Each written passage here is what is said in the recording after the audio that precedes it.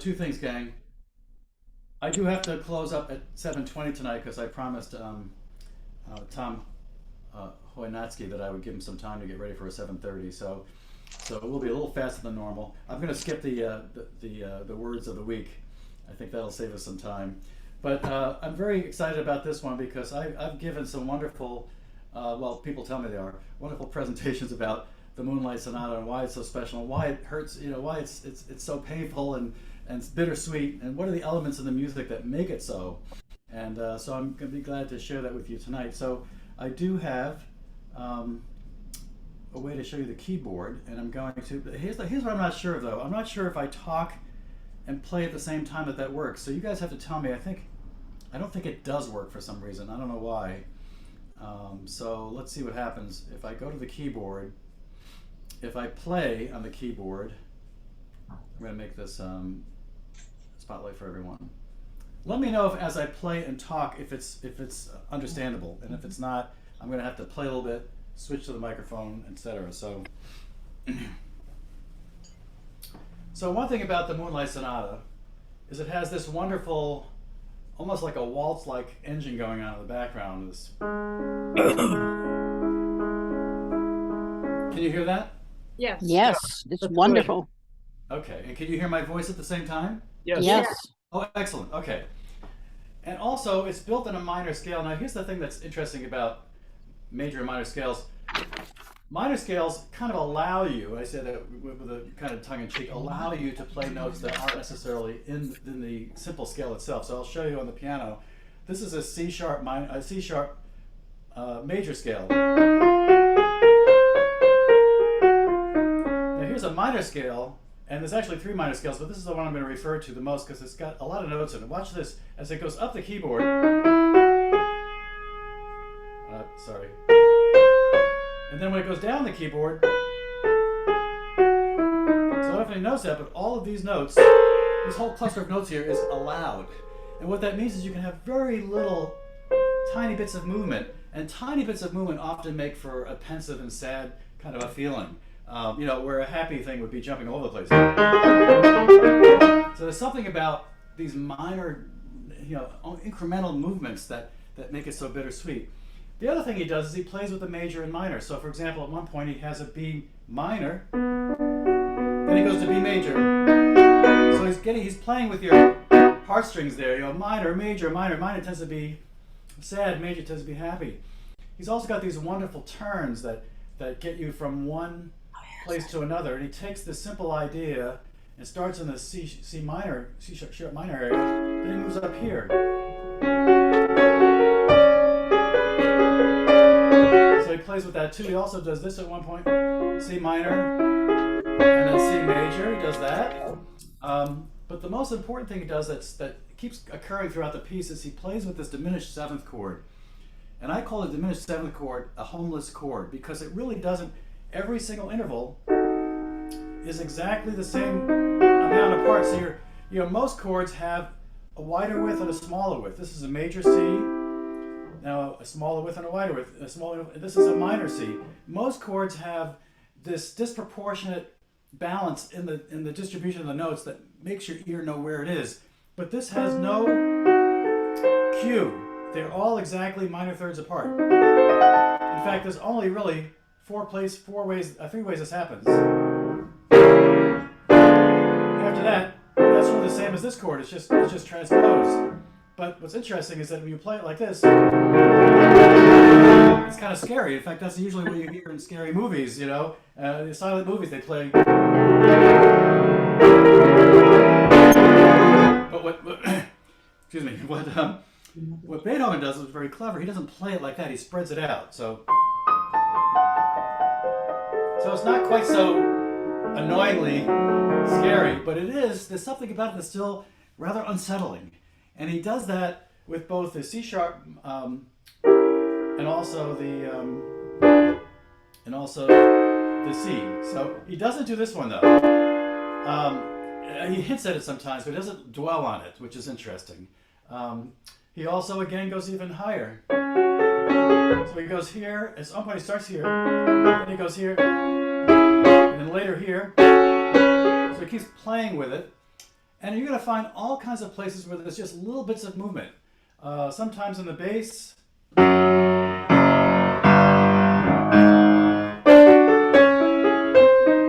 little bits of movement that give you that kind of bittersweet feeling.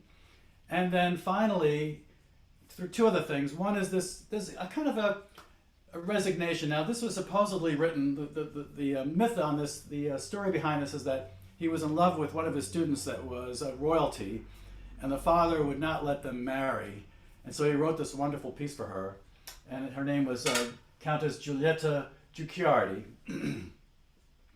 And so that's part of the why it's so pensive and bittersweet. But I think there's a part near the end where he's almost resigned to it. Listen to this part.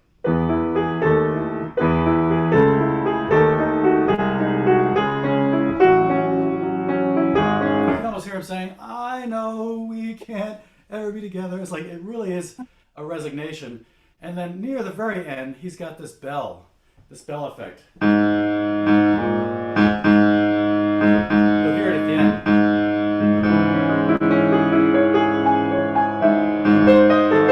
Again, the diminished chords.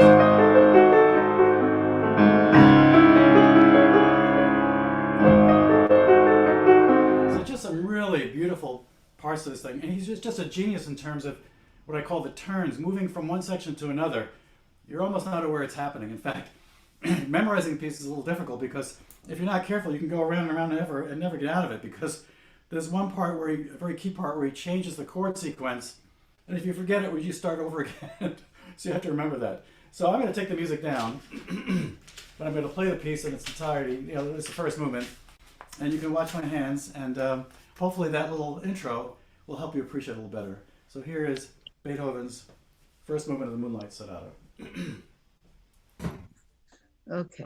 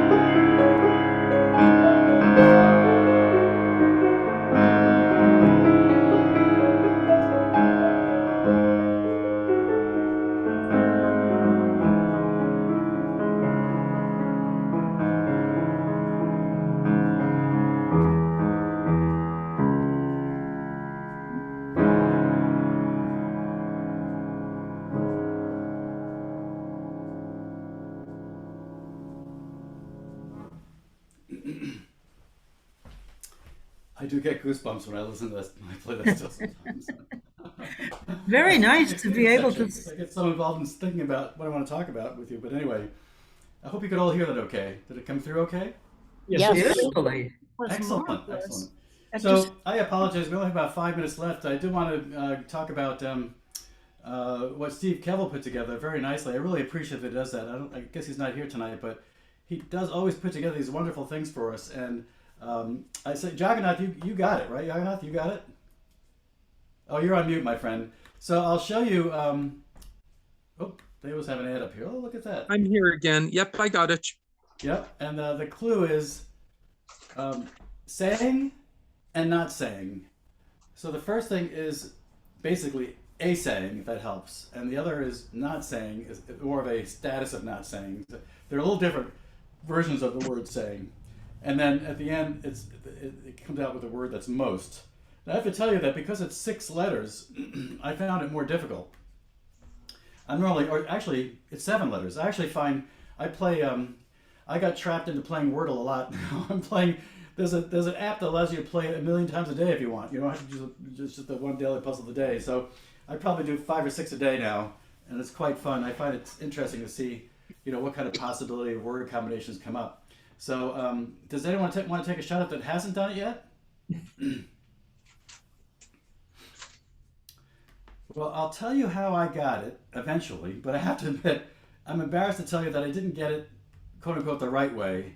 I kind of did it, well, not quite by cheating, but I think I sent this to Steve. Oh, I thought it was right here. Oh, shoot. Here it is. So I started with the word sequoia, and see these letters that are yellow means those are ones that are real. Then rights, I got the I, then I got the M and an A, and then I wanted to figure out, is there an X in there? I put an X in there. There was an X. we can't see it. Y.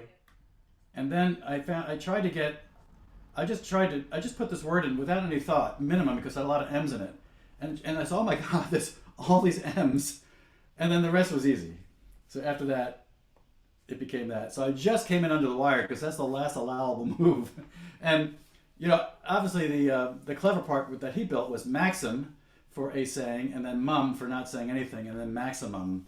Very clever. That's one of his more intricate ones. I really was pleased with that. So anyway, thank you all for joining tonight. And I always end by asking, do people want to share anything with us around the table? If you have any announcements about things coming up or things you've done or anything interesting, I'd love to hear about it. Now's the time. I just wanted to say that I had your piano piece going through a desktop hi-fi on Bluetooth, and it sounded terrific. Oh, really? Oh, that's Yeah. good to know. Yeah, the fidelity was really nice, and I really appreciated the camera work too. So Well, that's thank you. great.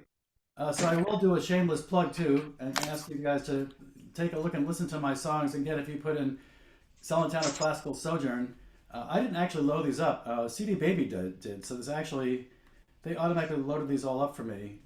Now you will come across other things along the way. They put ads in and things like that. All the revenue from this, all of it, 100% of it, will go to the Wyndham Inn Restoration Fund. So anything that you want to participate, gladly would accept. So thank you for that. And That cover is beautiful. isn't that wonderful? If you go to Yeah. Chris Payne, it's Payne, ChrisPaynePhoto.com. He is fascinated with things that are replicable. And so, for example, he's got this manufacturing facility that makes all these peeps. Look at those. There must be 1,000 right in this photo. And I came across that photo literally years ago and thought, oh my God, someday I really want to do something with that. Basically, it's the I don't know where it is in here, but it's the he's at the Steinway factory. He took a whole series of Steinway photos of the different manufacturing processes, and I fell in love with the one that just showed.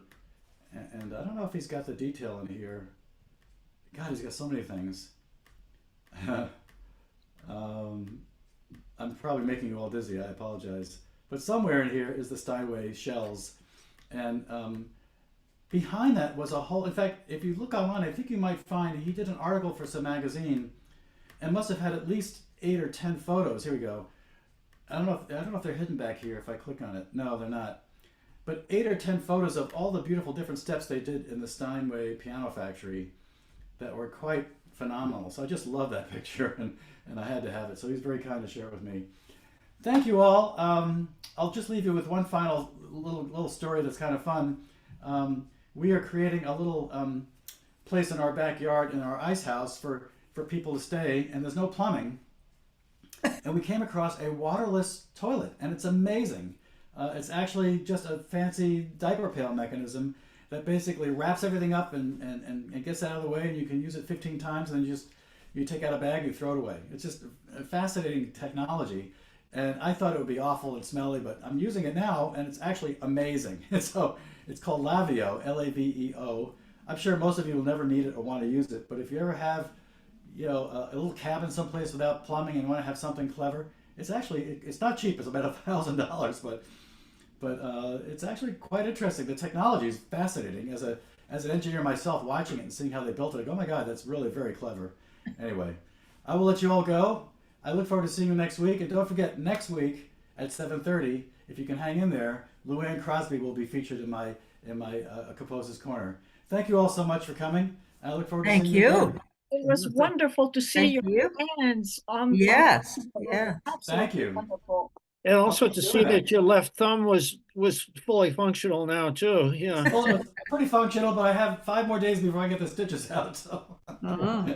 anyway, thank you all. Take care.